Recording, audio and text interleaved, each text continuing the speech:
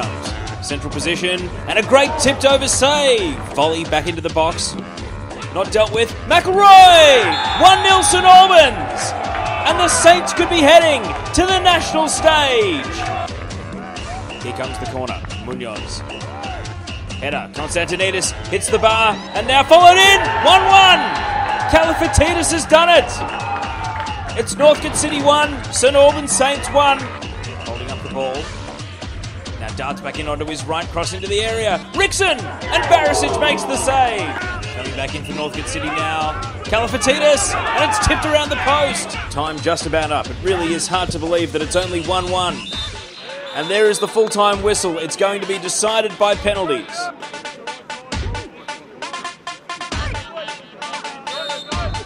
Petreski to take it left-footed.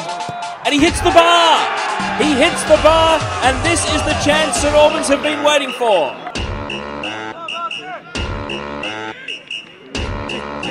This is the first one where if they score, they are through. It's Panic, and he does score! And St Albans are heading to the FFA Cup.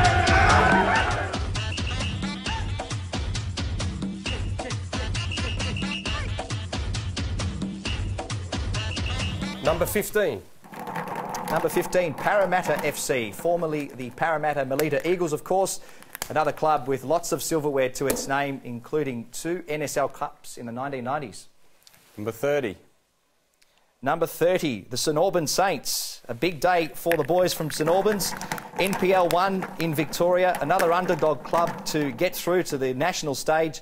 They defeated NPL champions in Victoria, Northcote City. Do you know much about Parramatta, your FFA Cup opponent? They're from Queensland. I don't know. Yes, I'll tell you the whole history on if you want. Maltese background. Obviously, they're all in NSL club. They've got good history there as well. They're sitting top of the NPL, 2 teams, second division. We were planning to fly up and watch them this week, but they've got a free week. They've no fixture, so that's not worked well. But we know that they're a good team. They're a decent side, well organised unit. So we've done a little bit of homework on them. Yeah, we're not going in there blind. We need to know what we're up against.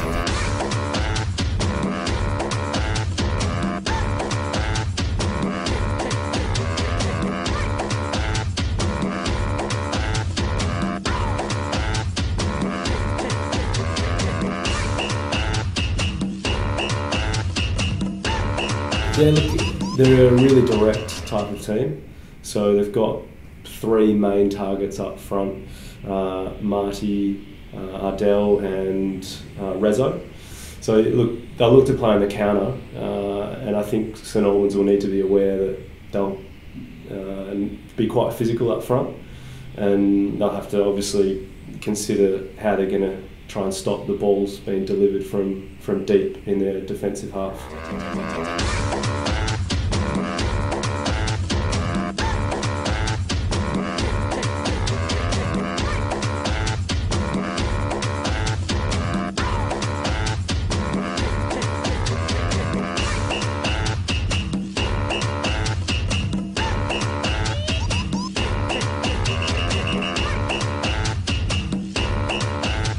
Yeah, look, I think from what I've seen, Parramatta look to defend quite deep, so it's going to be an advantage for St Albans Saints in the way that they look to play.